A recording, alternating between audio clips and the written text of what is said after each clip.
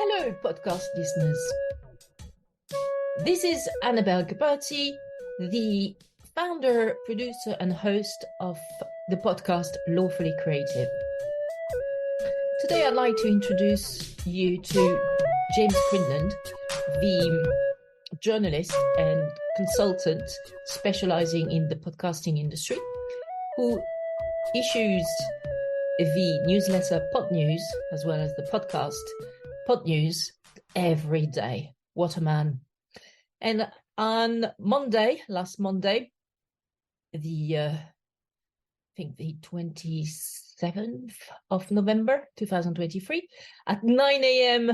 in the morning, UK time, I had the pleasure of speaking with James about his trajectory in the radio and podcasting sectors, and also his views about the podcasting industry as it stands now.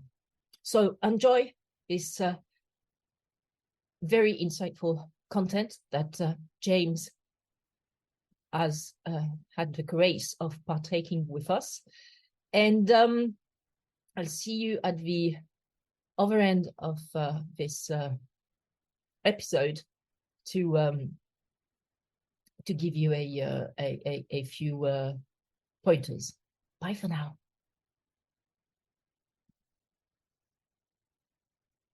I'm ready to crack on when you are. Great. Me too. Cool. So I did, a fair amount of research on your trajectory in the radio and podcast industries, and you are quite as they say, hyper hyphenate, in the sense that you have your hands and eyes on lots of things. So I try to integrate this and assimilate and see the trajectory. So is my understanding correct? You were born in Yorkshire? I was born in London, actually, but I grew up in Yorkshire. So I spent a long time working for radio stations in Yorkshire, in West Yorkshire and South Yorkshire. Yeah. But yes, I was born in Hammersmith, so not too far away from where you are, probably. I'm in St John's Wood, close to Regent's Park. But yes, of course, compared to Yorkshire, it's much closer. Yes. Right. And so where did you go to university? And was that in London or in Yorkshire? I went to the University of Life. I was so excited about working in audio, so excited about working in radio, that I tiptoed away from school one weekend and spent £300, which at that point was a lot of money, in learning radio skills, learning how to edit tape, learning how to do an interview, learning all of that kind of stuff while I was still at school, spending my own pocket money on that. And then as soon as I left school at the age of 18, I jumped into working for a radio station. Full time in okay, so you learned on the job. You are. So I've most definitely learned on the job. Yeah, absolutely. Yeah. Okay. Wow. That's it shows from your background, and in particular what you can read on your profile on LinkedIn, because I saw that indeed you started as a copywriter in let me have a look again, in places like in Bradford and then in Sheffield. Pennine FM, Viking FM, and the Pulse of West Yorkshire. So you started in being technical operator, and also as well as a copywriter, and then you moved on to advertising role work for Hallam FM, to IT training for presenters and producers at EMAP Radio, to head of digital platforms of the Virgin Radio Network in 2005. So I was impressed by how you sort of delved into various areas of the radio industry, probably because you don't like to get bored.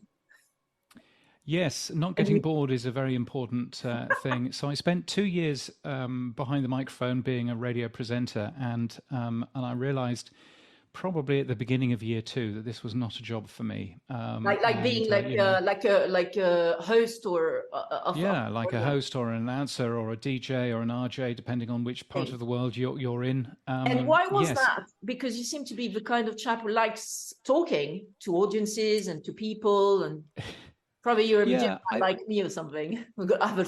I think I liked it, but I also felt that I wasn't really doing anything. I wasn't really. I mean, yes, I was. Some people found it entertaining, and and I was helping people get on with their day, but I wasn't necessarily achieving anything. You know what I mean? There wasn't something that you can. I mean, it's interesting. I was talking to a radio journalist who I worked with, and he said, whenever he goes and interviews people, then they have their, lots of bits of the local newspaper cut up and stuck up in their office, but nobody sticks up a piece of magnetic tape or a podcast. It's a very different medium, and there's nothing that is particularly tangible about it. And I think that that's one of the things that I found. So I was very keen. You're saying that the fact that it's transient was something that made it perhaps not something worthy of doing for the rest of your career, like an anchor, or?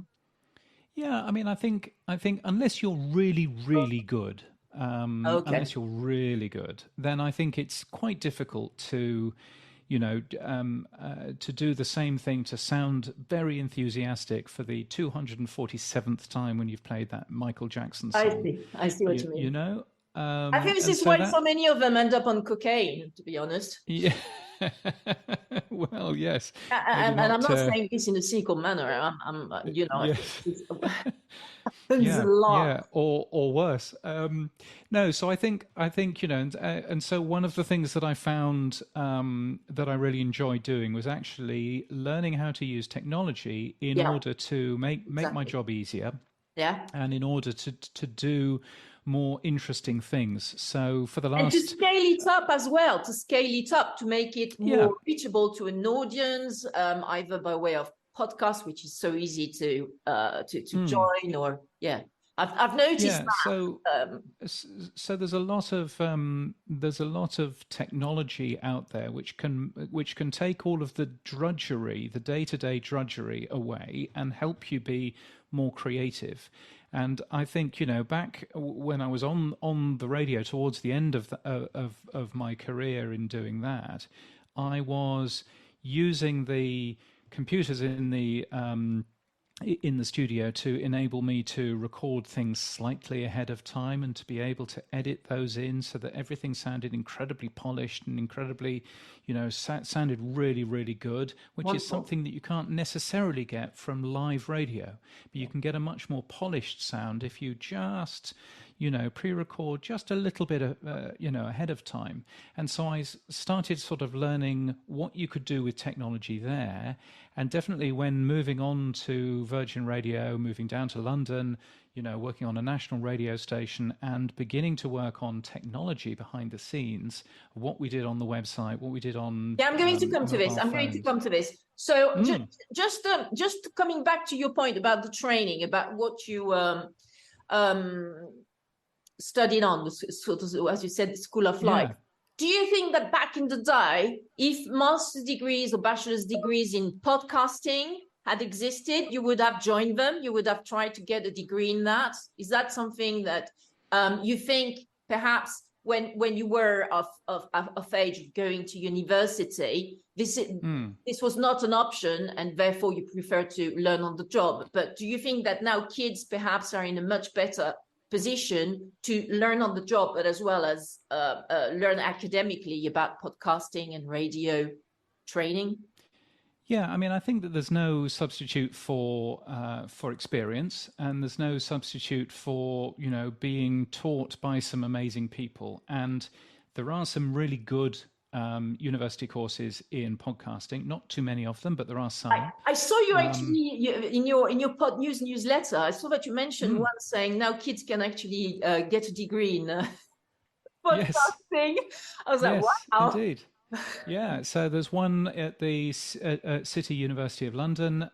There are a few in North America, Oh, wow. and so on and so forth. So yeah, there are some of that. Typically, what happens, certainly in terms of radio courses in universities, is that you have people that worked in radio 20 years ago teaching the people of tomorrow how to make radio, and they invariably don't do a very good job of it because they haven't understood how radio has changed and how and how audio has changed particularly. I think podcasting is slightly different, in terms of that, but I certainly found it incredibly useful to learn on the job, to learn from great people who I was working with, and I think that was a tremendous experience for me. But also working for a very small radio station in the scheme of things, probably 25, 30 employees, which these days would be quite a large radio station, but in those days was quite small. And working with those folk too. Everybody was incredibly time poor, but everybody wanted to do incredibly good, creative things. And so I think technology can free you up to do all kinds of things like that. Yeah, and so you for sure, and I think it was a great idea for you back in the day to learn on the job. But so what does it mean to be a commercial copywriter in radio parlance? Does this mean that you produce content which is then going to be read onto onto the airs, the channels by other people? Is that what it means to be a copywriter? Rather more boringly, it means going to talk to local businesses, finding out what they want to advertise, and then writing radio ads for them, which then go on the air. So quite a lot of it was around understanding what makes businesses successful and what doesn't make businesses successful, helping them tell their story on the air, and then understanding what worked and what didn't. So this is like a function which is alongside editorial, but this is not part of the editorial team. Is my understanding? Yeah, I mean, it's certainly alongside editorial. A typical radio station will broadcast, 10 or 11 minutes worth of commercial advertising an hour. And so your work goes out on the air. Your work goes out on the air rather more often than most of the DJs do. So so from that point, it is kind of an editorial role, but of course you have no contact with the editorial team. Because you're making but those companies are paying content for this. They are paying for this content. Yeah. Okay. Absolutely. Wow. Okay. And your job is to make sure that that the advertising that company has paid thousands of pounds for is actually working for them. Yeah, absolutely. Does this kind of job still exist in radio today? It does. It exists a bit less because advertisers are more used to writing their own copy for things like Facebook and Twitter and those sorts of things, and they understand what makes a great radio ad or a great ad in general. But it certainly does exist, and certainly when you look at large advertising agencies, there is a radio department, and that radio department is making radio ads, but is also making ads that you hear now on podcasts, and ads that you hear on Spotify in between some of the songs. So so audio advertising is still very much a thing, and writing commercial messages for that is a particular job because you need to be pretty good at making sure that you get a message over really clearly in a very short amount of time. Sometimes you've got 20 seconds, sometimes you've got 30 seconds to get over a message, to make sure that people remember who it was for and what the story was, and why you should consider that particular company. So it's a great, it's a great and helpful thing if you want to write for a living anyway, is learning how to be super careful in terms of the amount of words that you're using and making sure that you are, as clear as you possibly can be. Sure. So that clients are happy for to pay some money to get this kind of content. Okay, great. So you evolved from this copywriter role to so proper advertising work at Halam FM. Then, as I was saying, to IT training for presenters. So your role evolved way beyond content writing and producing and presenting at radio stations over the years. And I see also that you really were one of the first radio professionals putting forward the idea that actually radio work is a mix of medium, such as the website needs to be tipped up. Of course, there's FM and AM channels, but also the podcast area on iPhones and other tablets and devices. You also mentioned cable and satellite TV. So I think you were one of the early proposers of the fact that a proper radio business needs to have several channels of distribution of its content, be it online or AM, FM. Am I correct in thinking that you were absolutely. You know, at the forefront of that? The multi-platform nature of radio is a very important thing for radio companies to understand these days. And I think, you know, coming back to what I was saying earlier, a lot of people who are in charge of radio stations had been learning their skills in the 1970s or the 1980s, right, and skills in 2005 were completely different. You know, you had to be focused on, okay, if you're interviewing someone, make sure you take photographs of them for the website. Make sure that someone does a transcript of this so that Google will read it. What are we doing in terms of this interview for on-demand content, et cetera, et cetera. There's a lot of different ways that you can get the most out of your content. And that's been very, helpful for me in later years of being able to think, okay, well, what are the best ways of getting, of using the content that I have? How can I make it in a way that I can reuse in lots of different media? And, Indeed. And that's an important side. Yeah. I think, especially in your role at Virgin Radio, I think this is where you indeed implemented this strategy of how to maximize the value and exposure of content, be it like oral content or written content, or as you were saying, also pictures. Would you say that the role at Virgin was really where you sort of reshuffled the whole strategy of Virgin Radio to make it more nimble and also in phase with the times, so to speak? Yeah, I mean, I'm sure that the program director of the day would also say that he was doing that too. But yes, absolutely. I mean, it was something that we understood as a management team, that we, the role of a radio station isn't just to be an AM radio station and to just pump out music all day, every day. Not anymore. The radios, not certainly not anymore. And and actually, if you wanted to grow a brand, then you had to be making your content available in however the ways that your audience wanted to consume it. Now, obviously, you need to earn money out of it as well, of course. But and so some of that goes down to social media, which wasn't really a thing while I was working at Virgin. But that was from 2001 to 2007. So just mentioning that for our audience, so that they. Yeah. No, and I think so one of the things that we saw relatively early on is what are the ways that we can reach different audiences and reach those audiences that we already have better, so get them to listen longer. One of the ways, of course, was broadcasting online, and Virgin Radio was the first radio station in Europe to broadcast online. So, we were very early. What do you mean by broadcasting online? You mean having a bit like monocle radio, where you go to their website and then you click on play and then it plays?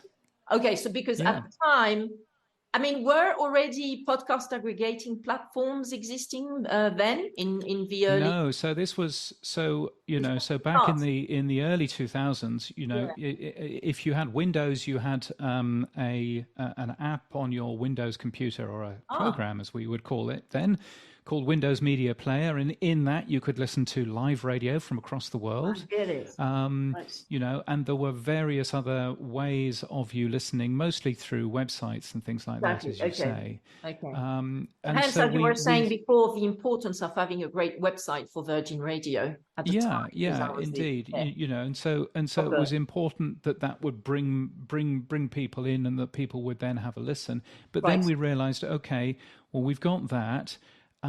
What are the other ways that we can get our audience and our audio out there? And so a lot of on-demand audio, which started on the website, for you to be able to go back and listen to bits that you might have missed. And then in 2005, two things happened very, very quickly together, both in March. One of them was the first streaming app for a mobile phone in the world, that would let you listen to a radio station, which we launched in March of 2005. We worked with a Singaporean company to launch that. It was launched on, I think, 5 different models of mobile phones. What was it called? Because of course the iPhone wasn't existing then.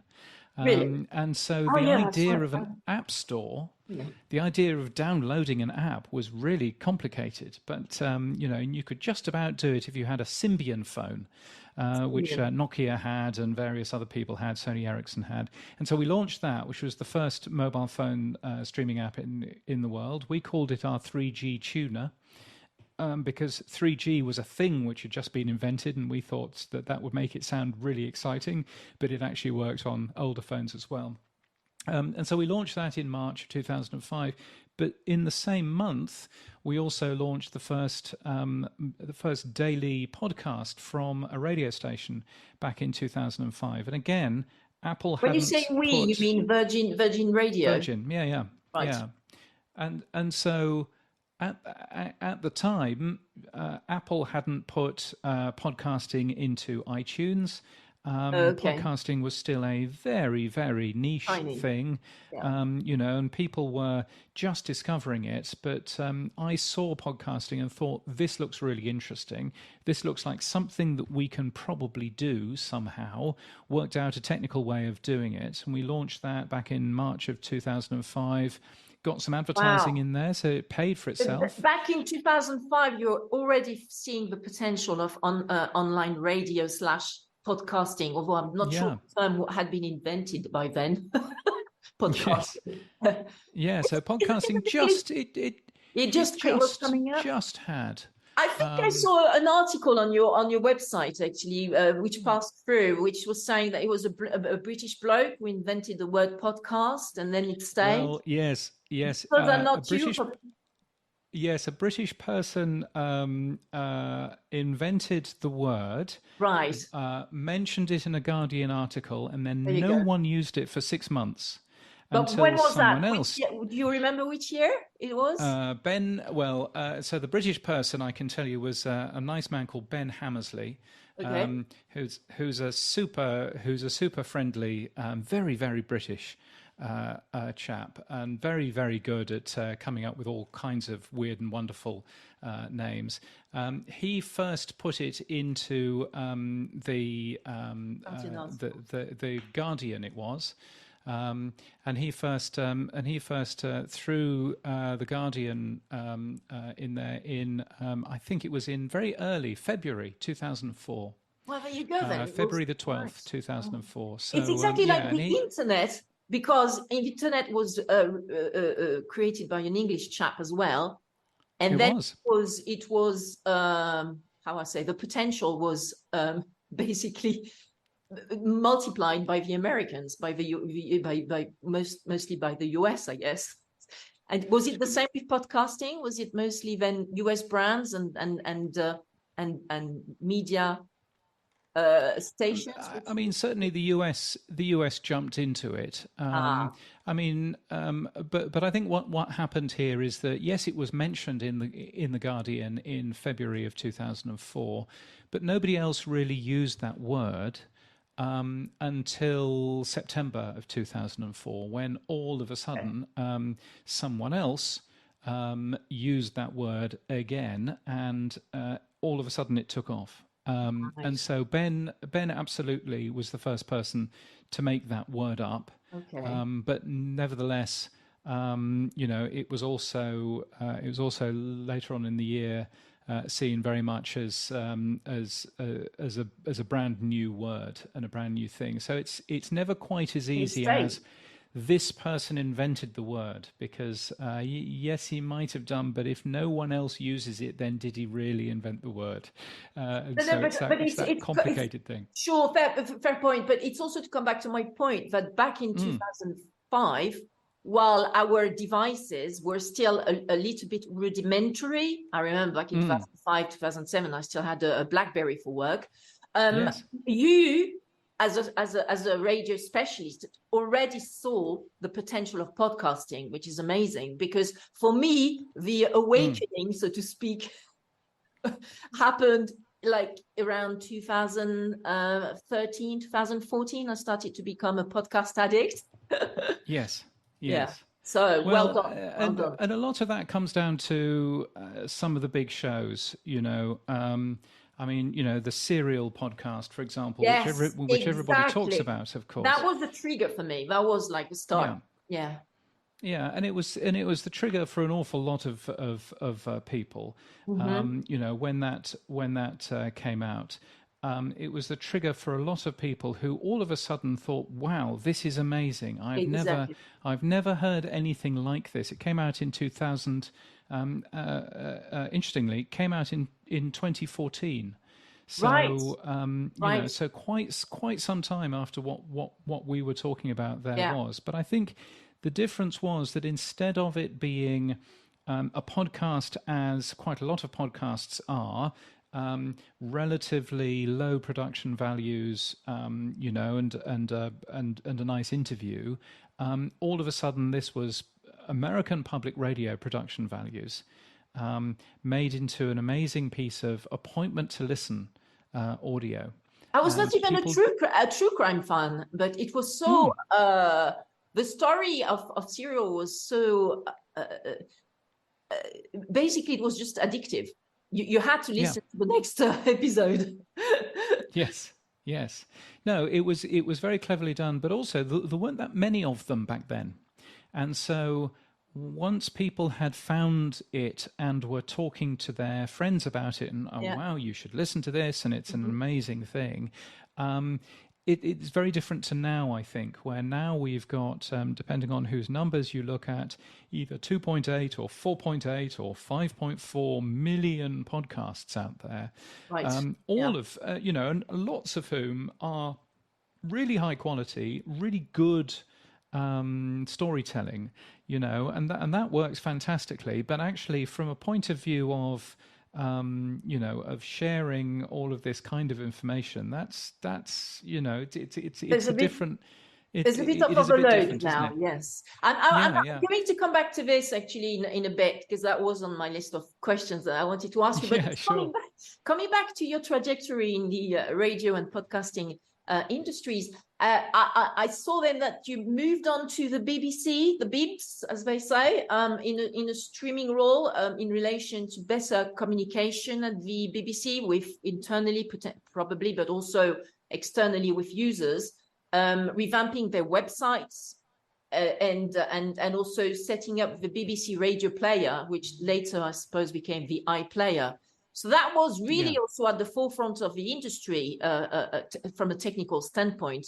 The BBC iPlayer is still very much very well thought of. No, indeed. And I think it was very interesting moving from a company which was 80 people, as Virgin Radio was, to a company which was 28,000. And all of a sudden you go, gosh, 28,000 people at the BBC? yeah, how do you get anything done at the BBC? You know, it was tremendously hard. Are you intuiting that this is a very conservative institution? Well, I'm not necessarily saying that. I'm just saying that there's an awful lot of them, and if you want to make any change, if you want to affect any What do you mean change, then channels? there's Like BBC quite One, a BBC Two? Is that what you're saying? Many channels. no. In terms of just people, you know, Oh yeah, there are 28,000 people, and it's so enormous. if you want to affect any change in anything in that organization, then you have to talk to so many stakeholders, so many people who have their view and their reason why what you want to do can't be done. Really? And So so, yeah. did you feel some tension, like people pushing back on your ideas on how to improve the nimbleness, Oh, I mean, effectiveness? it was a very difficult time, for me, and a very difficult time, to be Okay. fair, in the organization's history, I in saw that that you you stayed had, only around 3 years in this role. yeah, 2 years, 2 years, Two yes. years and a few months, yeah. Yeah, and I think one of the reasons was that you had a lot of very traditional radio makers and TV makers, but I was more talking to the radio makers, but very traditional radio makers who had done what they did for the last 30 years. Their job was to continue doing what they did for another 20 years, and then they could retire. And that was their role. Okay, so changing was And not for on the agenda for someone, these people. yeah, and so for somebody to come in and say, actually, we might need to rethink how we make this particular show, without any BBC background of production making, of program making, was seen as being quite difficult for some of these more traditional people to actually handle. So, So, and I can well understand, why that was. But so of you were course, there until 2009 for 2 years. Now I we was. are more than 10 years down the line. Hmm. Where are these people? These people who had this retirement plan? Oh, Where most of are them they are still still there? there. Or Yes, most of them are still there. Yes, absolutely. I mean, one of my favorite things was I was having a chat with somebody, and they said, where have you come from? And I said, well, I've come from Virgin Radio, and we've done this, this, and this, and we were first to do this and first to do this. And he said, oh, well, that's all very interesting, James. But you see, here at the BBC, we don't do things first. We do them properly. And I thought, well, there you go. That's me told. okay, so just for the credit of the Bibs, I must admit that Yes. I personally, I'm French, right? But I live most of my time Yes. in London, where I've been living for the last 22 years, I think. Yeah. So I have absolutely zilch interest in French content. I do not listen to any French podcast because I'm not interested in that culture. Yeah, no, I'm really. Yes. And I hardly ever listen to UK content. And the only UK content I listen to are a few podcasts on the Bibs, such as the Front Row, the cultural podcast. Mm-hmm. And also I listen to Mark and Kermit Mayo's film review podcast, which is now with Sony, an imprint of Sony, etc. So they went, actually they left the BBC where they were before. So and these are probably like the two UK podcasts I listen to, which are either BBC podcasts or ex-BBC podcasts. All the rest of the podcasts I listen to are US based. Can you believe? Yeah. So to the credit of the BBC, I think they do have a point where they say we're not the first one to implement changes, but we do these changes properly, or I think it was an interesting. Yeah. So, but for you, it was difficult because you were feeling all these tensions. Yes, so for me, it was very hard being in the middle of very traditional radio production makers and very go get 'em online people, ex Microsoft people, who were accustomed to doing things quickly and doing things well, and having the sort of the traditional part of the BBC pulling them back. And so who were these people? Was that an internal fight, or were they also working for the BBC, or were they outsiders trying to. Oh no. Entirely inside. Okay. So I think that's always going to be. It's always going to be hard moving from a company with 80 people to a company with 28,000. Yeah. But you've then got the additional complication of traditionalism and incredible politics. Incredible politics. So so from that point of view, it was quite hard. When I see all these people doing internal politics, I'm like, how come they have all this time doing internal politics? What are they doing all day? Well, but unfortunately, you need to have a time, and so therefore you need to have this sort of job for life where you're never going to get fired, and to actually be able to dedicate so much time to the internal politics. Well, you do, and I think on the other side, it really helps if you don't have any sales targets and you don't have any profitability targets. And so essentially, your job is to spend the money that you have been given. Which is the way that the BBC, certainly historically has worked. Absolutely. And I think that then gets quite hard, where there is no mark of success other than, did Tarquin think that was a good idea or not? Because there's no ad sales, there's no, you haven't just signed with a client for. This is all going down the drain. For example, one thing I don't like about the BBC iPlayer is that if you ever use it, then you have to actually pay the tax, right? The TV tax or something in the UK. So I never used the BBC iPlayer. I listened to all my podcast on Apple anyway, podcast aggregator. But the point is that somebody has to pay to make that UK content. TV tax has been cut as far as I understand. I personally don't pay it because I don't have any TV set or something. But is my understanding correct that the TV I can't remember what it's called, the TV taxes. Yeah, the television license. Yeah, Thank you. The television license has been removed as far as, so they can't rely, the BBC cannot rely on the same old formula, and now they have to respond. I noticed as well is in this front row podcast that now we are playing ads that you're getting free because you're not paying for it. Yes.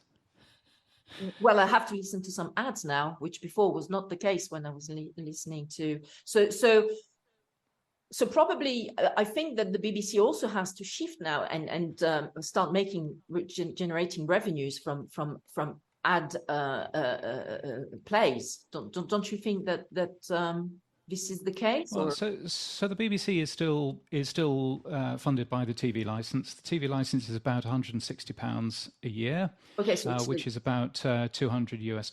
So and that's the way that it makes its money. That is far cheaper than if you were going to go out and buy a subscription to cable TV or satellite TV. So Sky in the UK, Direct TV in America, and et cetera, et cetera. So from that point of view, the funding is one thing.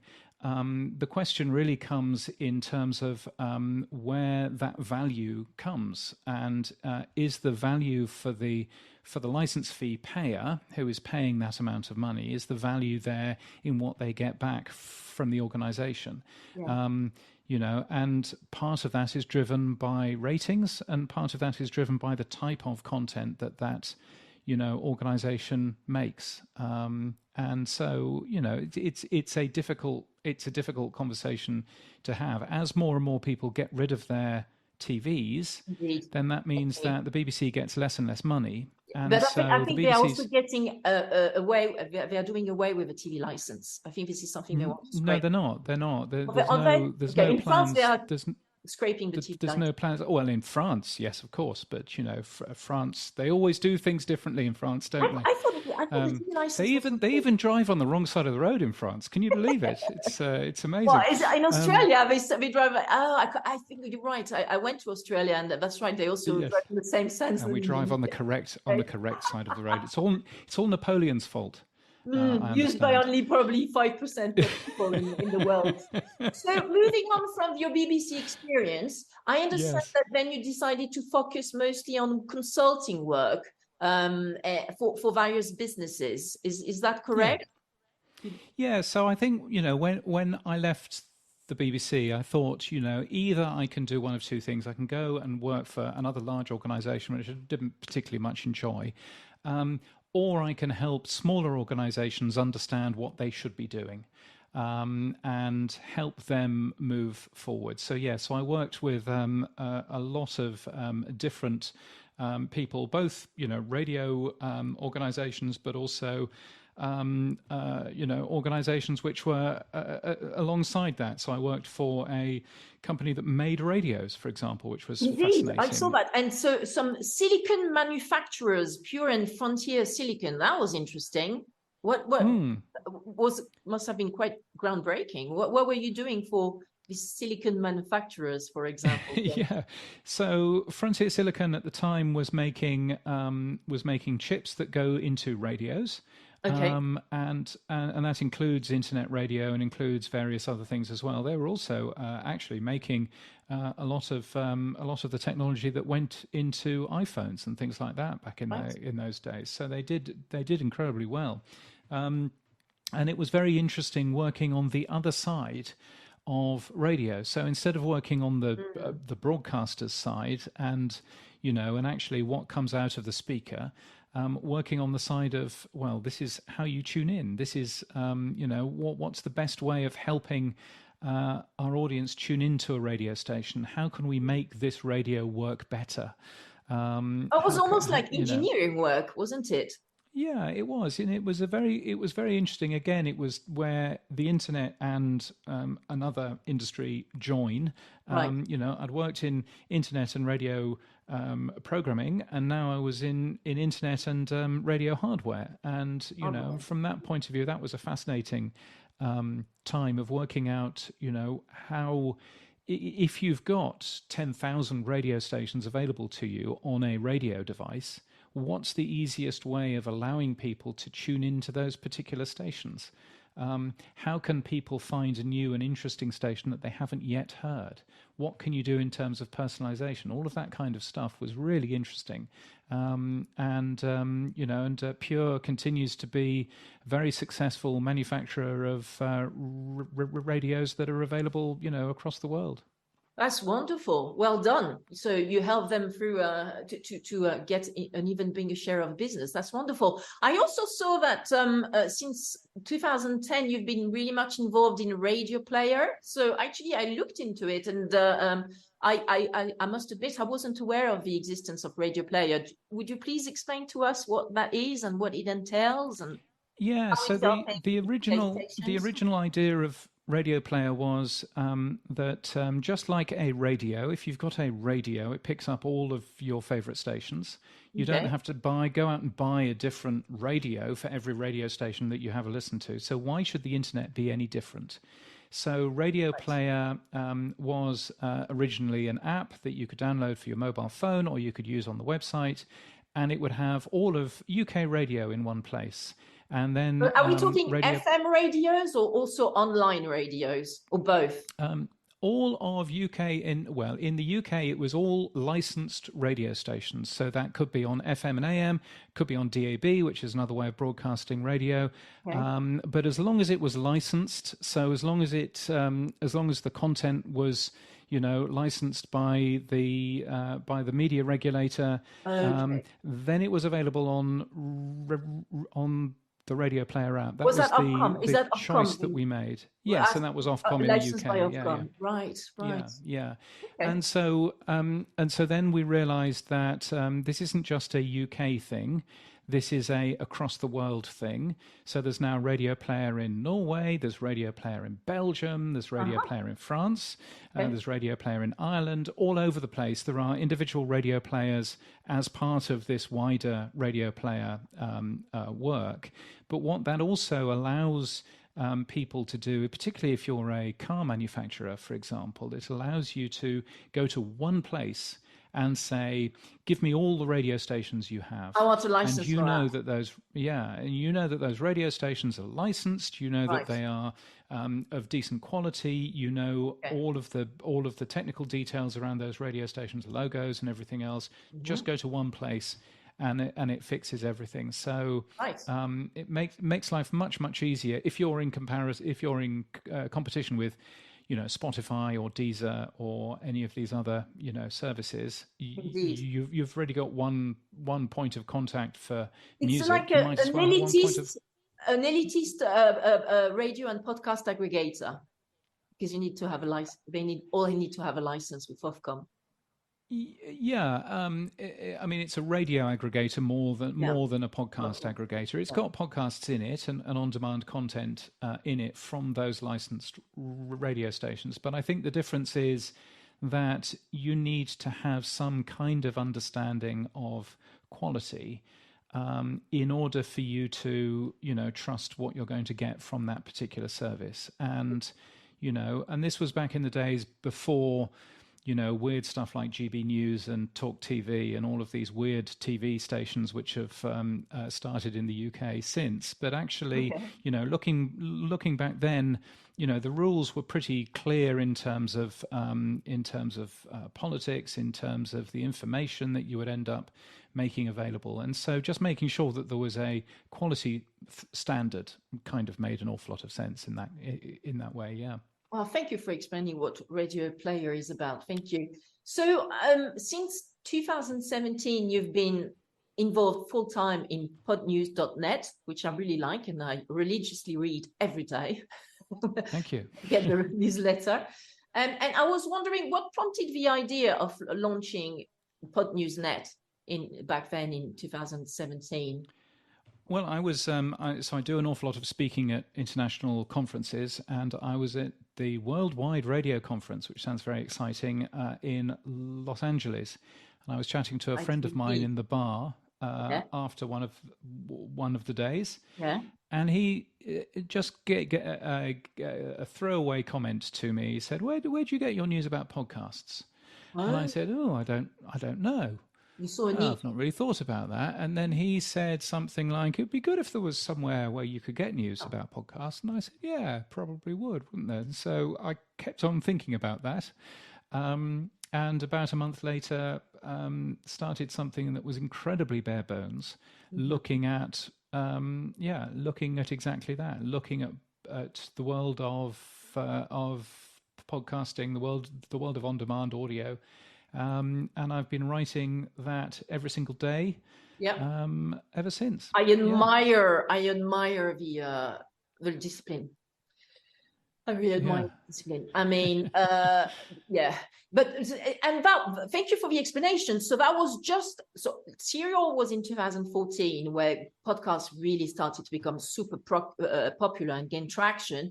You had this conversation with your mate back in 2016, 2017. So it was just indeed where podcasts were really becoming a thing. We personally launched in 2016 at Lawfully Creative by doing interviews with people who are part of the creative industries.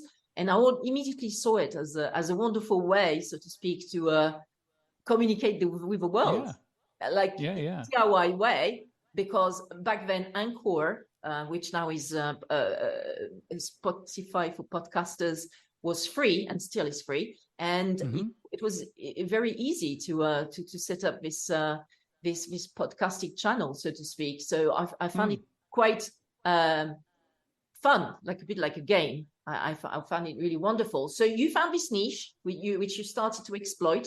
So I think this is really great, good timing. The only problem, though, with podnews.net, the name, is that there are so many websites about the podcasting industry which start by pod that you get confused. So there's yourself, but there's also Podnews, but there's also Podtrack, and then there's Podnet. And then yes. After a while, you're like, ooh. Yes, there are an awful lot of them. I know. I do appreciate that. I mean, one of the interesting things around launching a new business is working out a name that explains what it is. And that is really generic without being too generic not to be able to trademark. So you've got to make it relatively unique so that you can trademark it. Right, yeah, of course. So you wanted it to be not too generic so that you could trademark it, yes? Yeah, but I wanted to make it obvious what it was Yes. But I also wanted to, so if you were searching for podcasting news, you would find it. But I also wanted to make it trademarkable, because there is real benefit in having a registered trademark and having the law behind you, in terms of that. Here I am telling a lawyer about that, but no, absolutely. and so I went through the same process, and Lawfully Creative now is a registered trademark, and I'm trying to enforce it because there are some other podcasts which are saying the word lawfully and making a pun on the word as well, which is rather annoying. So I'm going after these people to enforce my rights. But fair enough. So, and you did trademark it in Australia? No, it's trademarked in the US and in Canada, and it was important to trademark it in the US because that's where the podcast directories are. That's where Apple is. That's where Spotify really is. I know that Spotify is based in Stockholm, but it really is, to all intents and purposes, based in the US. And so important that it was based, that it was there. And once, of course, you have a registered trademark in a country like the US, then there might be other people with that trademark in other countries, but it all comes down to the US and whether or not you're actually, a registered trademark there. I see. And so being able to waive that at Apple or at Spotify and say, you need to get rid of these two shows because here's the law. This is what I've been doing. Super helpful. Yeah. So I found that very helpful. You said before that nowadays we have like 2.8 million podcasts out there in the in the ether, but rebounding on this comment, which is factual and I think is absolutely fair. Do you still think that podcasting is a quickly expanding media segment? Oh, most certainly. I mean, if you look at some of the numbers, it depends what numbers you look at, and you could very easily pull some data showing that the amount of new podcasts being created is going down at the moment. And of course, it would be in comparison to the pandemic, because everybody could launch a podcast in the pandemic because they didn't have anything else to do. So you can have a look at it. Hang on, it was a constructive way to use your time. Yeah, exactly. That's exactly what I meant. So, so there was that sort of side of it, but still, the amount of shows which are coming out, which are out there, the quality of them continues to increase, and there are shows. I think the big difference is that between podcasting and other forms of media is that you aren't necessarily chasing the big numbers. You're not always chasing the bestseller. What you're actually chasing is a show which is going to reach a certain proportion of your audience. And if you are making a show about beer brewing, for example, aimed at brewers of beer, then you're not going to have, you won't have millions and millions and millions of people tuning in, because millions of people aren't brewers of beer anymore, But as long as you've got enough of those people, then sponsors for equitment used in brewing beer are going to be really interested in talking to you. And I think that's the big difference between broadcast media, where they're just looking for big numbers, and podcasting, where actually niche is best. It's quite funny actually that it's becoming a meme in the podcasting industry. Oh, there must be a podcast for that. Surely there's a podcast for that, because you can find a podcast for almost every niche sector and micro sector in the world. You should look out for a podcast for that. Oh yeah, no, absolutely. I mean, but yeah. So it's most definitely it's important to appreciate what the difference is there. Yeah. So what you are saying is that we probably reached peak production of new, peak launch of new podcasts, because the pandemic, thank God for that, is behind us. So now we can do some other things than staying indoors. Yes, or is it? But yes. Well, as far as I know, yes. Yeah. The pandemic was finished, I think, in at the end of 2022 as a global pandemic by the WHO. So the peak time is finished for now. But you are saying that we have not reached saturation point, and that there's still space for new, extremely good or extremely targeted podcasts to launch out there. There's still some place for them, room for them. Yeah. There's definitely a place for them in terms of audience. There is also significant growth in the business of podcasting as well, in the amount of money that you can make. And I think also podcasting is different depending on different countries. So the US has a very different podcast market because it is much more established than much of Europe and much of Asia, for example, that actually you have very different looking markets. The growth right now is a growth in Europe and a growth in Asia and in Africa. And in fact, the Middle East as well. You know, we're seeing tremendous growth in places like Saudi Arabia, Qatar, those sorts of places, the UAE, as people understand what podcasting can do in those parts of the world as well. So actually, I think what we're seeing is lots of different markets of podcasting growing at different rates, but tremendous opportunity, particularly in mainland Europe, where, podcasting itself growing particularly fast in Germany. France has always had a thing for audio drama, which is something that not very many other countries have gone into, and that's been fascinating to watch. So I think all kinds of different things there.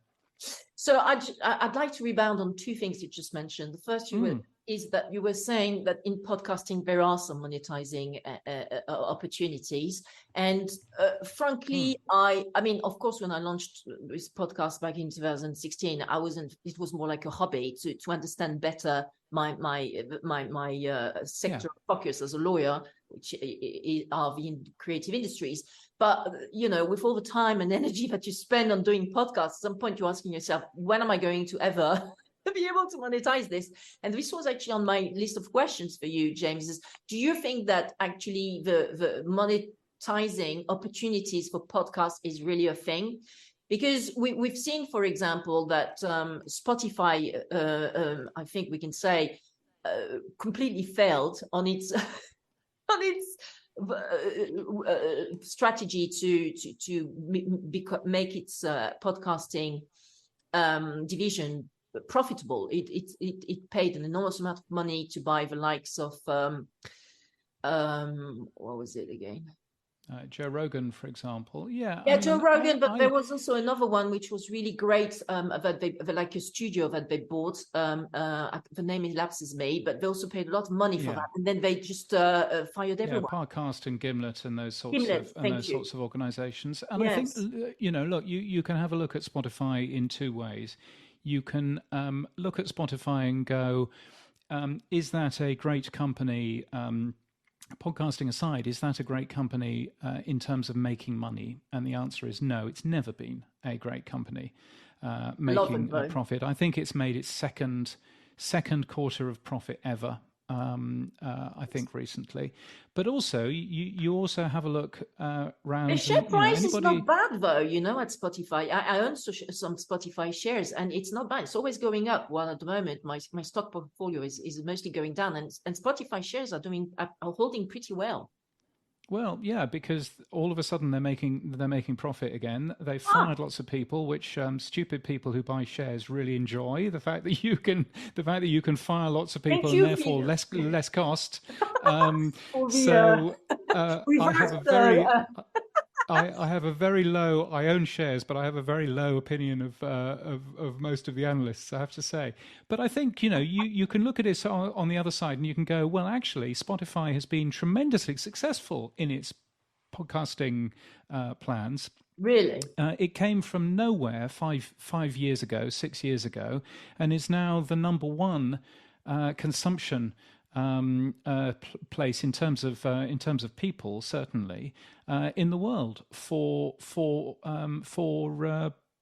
podcasts. If you compare that with Amazon, who jumped into podcasting about 3 years ago and is still a less than 2% player, Right. or Google, who are now on their 5th podcast app, still don't know what they're doing in terms of that, and have conspicuously failed. I think you can point to Spotify and say that has been an incredible success that we can actually turn around and look at and go, wow, they really achieved something there. Even though there was a lot of collateral damage due to the fact in particular that those shows which were taken out of other platforms than just Spotify platform were not making enough money. They were not generating enough money. So I think this is what at some point earlier this year they decided to fire almost the whole team at Gimlet, and I think that do we have about the deal with Joe Rogan? Are they renewing, or do you know whether if it's any? We don't know yet. Yeah, we don't know yet. So that's the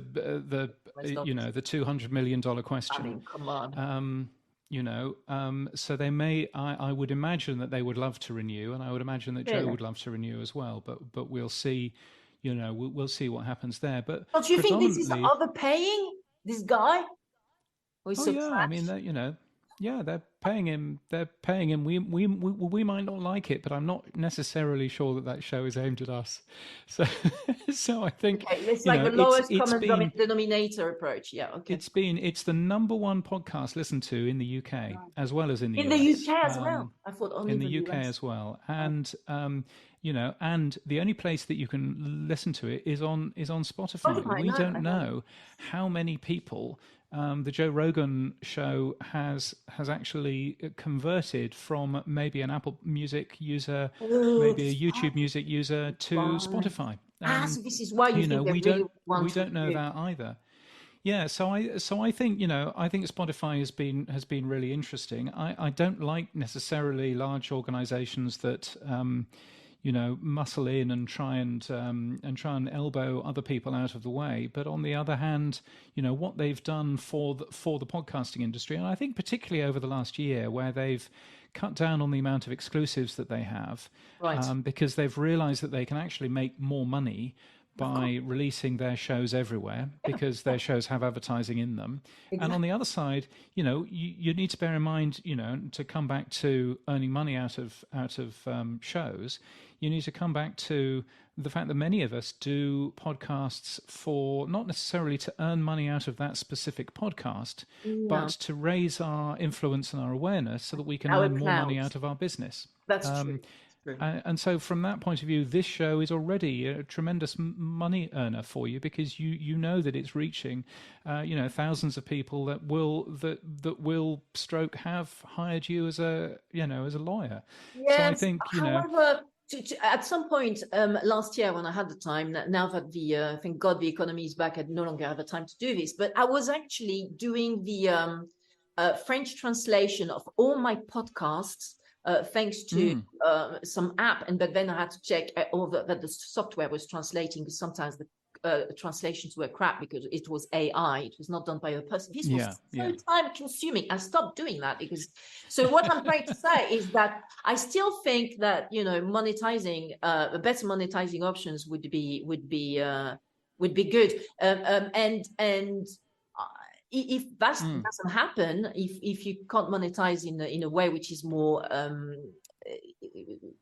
efficient, I think that there's going to be a massive consolidation in this industry. Well, won't be able to have 3 million podcasts I would agree out with there, that. because people need to pay the bills. Yes, I mean, I would agree with that if everything is put down on advertising. And I think the difficulty around advertising is that, for a start, it stops you from saying things that you would otherwise say. If you are sponsored by, if you're sponsored by a particular company, it makes you hesitant about saying anything bad about that particular company, if you otherwise would have done on your show. And so it's a form. Some people argue it's a form of censorship when you have advertising, and there's certainly an argument there. But I think on the other side, lots of other ways of earning revenue, of earning value out of the podcast that you do. Whether that's the benefit that it does for the rest of your business, whether that is there are new forms of podcasting apps where you actually earn money, very small amounts of money, but you earn money per minute from your audience. Mm-hmm. So you actually like see Fontaine? this money. Are you talking about Fontaine, for example? Yeah, so Fountain is one of those. There are plenty of other apps out there, and you earn a very small amount of money from your audience as they listen. They can boost you more if they want to do that. Yeah. And there are certain podcasters out there who are earning their living from exactly that as well. Right, and advertisement. Yeah, I'm not quite sure the subscription route is such a good idea, because then you are basically putting this paywall, and then therefore your content doesn't go out there, which I think is just exactly. Which is where I think that this sort of which is where I think that this sort of middle ground of it's called a value for value podcast, but the middle ground of allowing people to give you money if they get value from it. Is the way forward. So you're not cutting people off. You're not, it's by saying, give me a tip if you think this is good or something like that. Yeah, exactly. I mean, if you ask for if you ask for a tip, then you'll get €1 or €2. So that's not much good. But if you ask, for what value is this to you, and I would really appreciate it if you're getting value from this. Then give me some value back, and that might be in terms of money, that might be in terms of time, talent, or treasure. So that might be money, that might be telling lots of people about this particular show, whatever it might be. So professional podcasters decide to have also an alternative channel on a Patreon. Yeah, on Patreon and those sorts of things. Yeah, where you get additional stuff in there as well. Yeah. And I think, so to come back to the Podnews newsletter, the way that earns money is threefold. It's got advertising, but we've been very careful in the advertising. Which newsletters are you talking about? Sorry. Yeah, in the newsletter, the Podnews newsletter that I write every day. Oh, okay. That has three different types of revenue generation. One of them is advertising, sponsorship, and we're very careful that the same company can't sponsor more than 1 month, because we don't want the same old company being there. We want there to be a nice range. There's classified advertising, which is much, much cheaper, which allows anyone to advertise within it. And then there are supporters in there as well. So companies that will support the newsletter every single day that it goes out. And what I think is interesting there is that has essentially ended up being a third of each. So a third of it is raw advertising, where you have to be really nice to the advertisers. If you feel that you really ought to, then there's a third of it, classified advertising, a third of it being supporters, and we have around about 100 supporters, and that is, I think has been really helpful and really healthy in terms of the revenue that you can actually get. And it, because it's like a mix. It's a good mix, and it means that editorially, even if Descript, for example, who is currently sponsoring, even if they do something bad and I have to write a story about them doing something bad and stupid, and they never advertise again, then actually it's not threatening for my business to do the right thing. Yes. Yeah, I mean, I think this is an issue which perhaps is more pertinent for your business. I don't think that I would be limited, for example, on our Lawfully Creative podcast. I don't think I would be limited in my freedom of speech because of the sponsors I have. But yeah, fair enough. Another thing as well, which I heard is a good way to generate money, is host read ads. I heard that this from a chap from Vocalize, one of his stats software enterprises, companies. He told me that basically striking deals for host read ads was quite remunerative. So I have to investigate. Yeah, and those do work rather better for the advertiser in most cases. It's a much better listen than all of a sudden stopping and having somebody shouting at you over some loud music for 30 seconds about something that you're not particularly interested in. To have you actually talk about this particular new pen for lawyers that that you can sign lots of scary looking contracts within minutes. I mean that people are expecting that kind of content anyway. It's more e-signature softwares nowadays, James. Than yeah, pen. I know. Yeah, I see the point. I know, but. Yes. No, you're right. It can be more targeted to the audience. Fair enough. Yeah. No, indeed, and it's much more trustworthy as well. The audience would theoretically, at least, think that you wouldn't be talking about a particular product if you personally didn't believe in it. Yes, already on Megaphone, where we are hosted, I have struck out quite a lot of sectors such as weapons, guns, advertisements, and also oil and gas. Those are some of my choices, but on Megaphone hosting platform where we are, we can really strike out a lot of sectors not to be conflicted, from an ethical standpoint. And actually, what you just said reminded me. I read an article that you published on the 23rd of October on news saying that. Podcasters are the most trusted people in media. So this just compounds your point that host-read ads are actually more trusted by the audience than just random automated ads. Yes. Yeah. No. Absolutely. If you trust that survey, of course.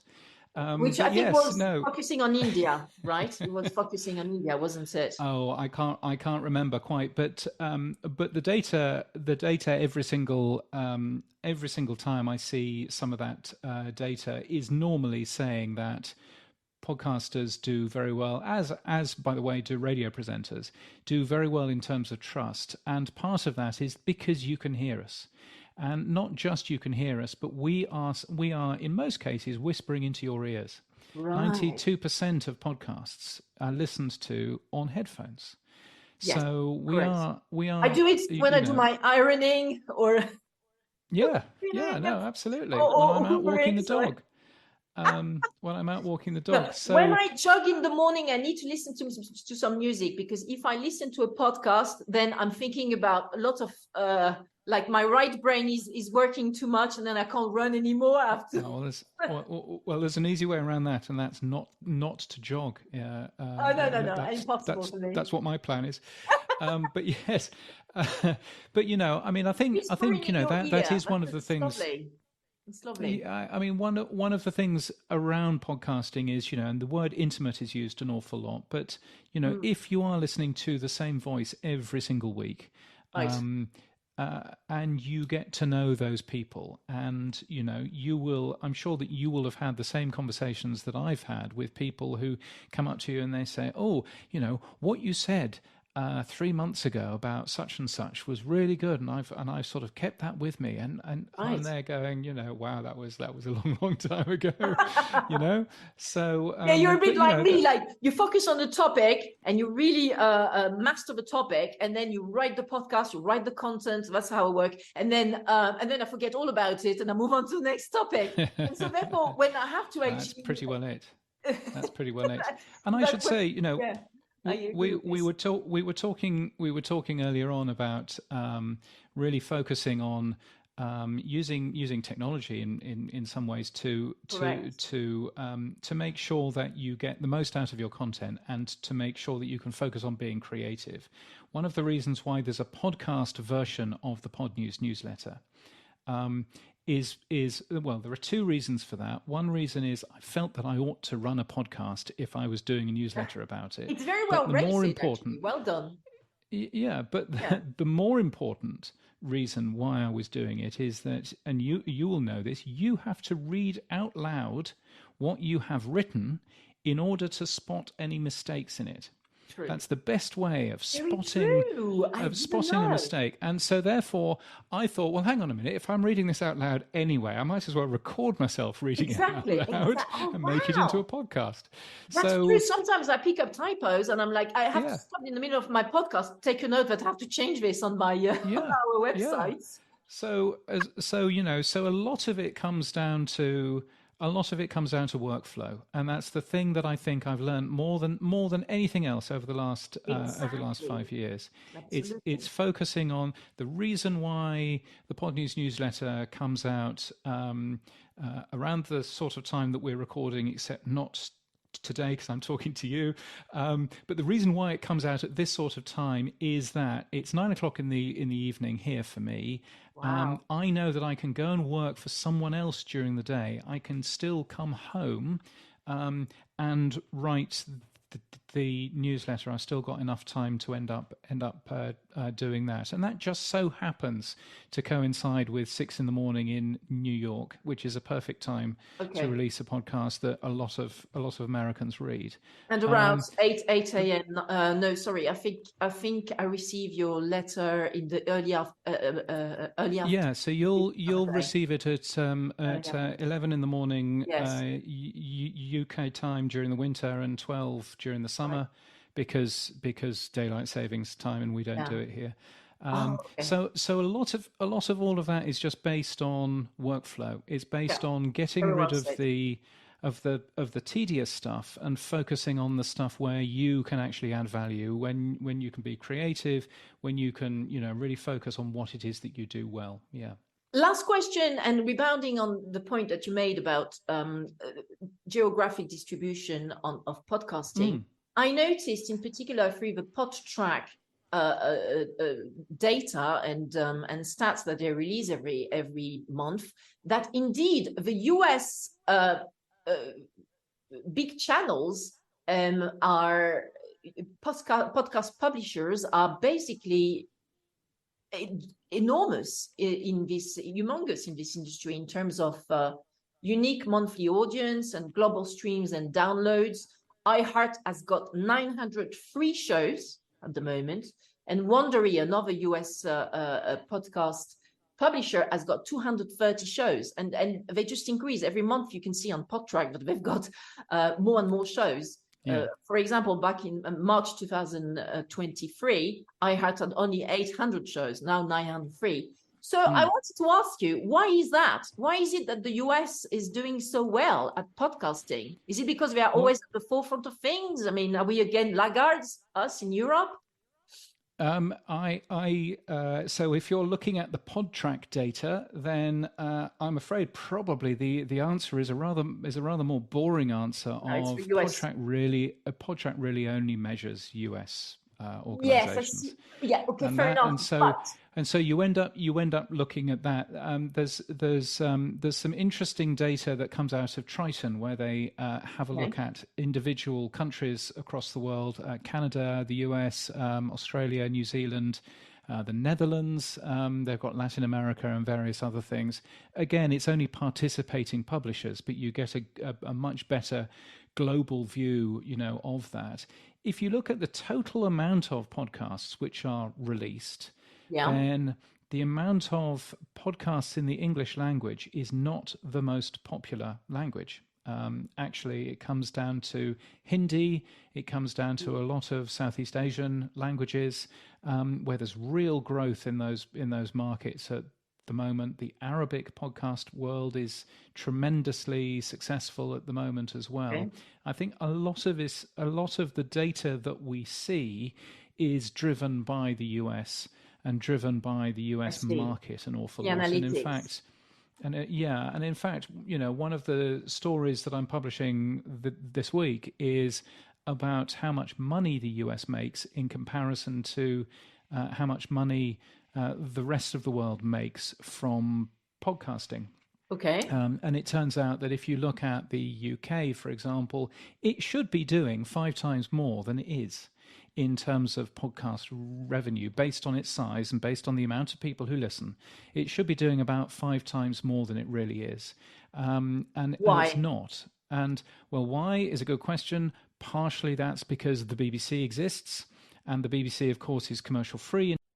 Hi, everyone. So here you are at the end of this podcast with James Cridland, the publisher and editor of Podnews, the publication of reference for podcasting industries nowadays. As you might have noticed, the podcast was cut a bit short because my MacBook Pro failed on me and died on me due to a battery issue of some sort. So anyway, I think you got the gist of it listening to James so far. And he's a great, insightful guy who knows almost everything there is to know about the podcasting industry. And do reach out to him if you have some questions or some ideas of topics that you would like him to brush on.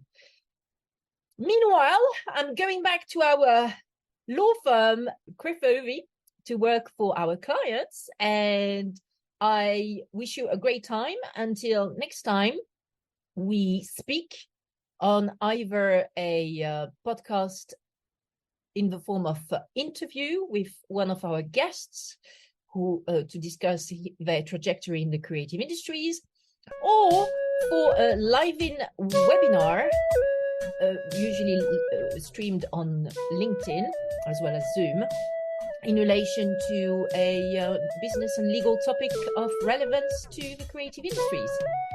Bye for now. Oh, don't forget to like us, to follow us, to buzz around about us on Twitter, Facebook, Instagram, LinkedIn. We love it. Thank you, everyone. Bye.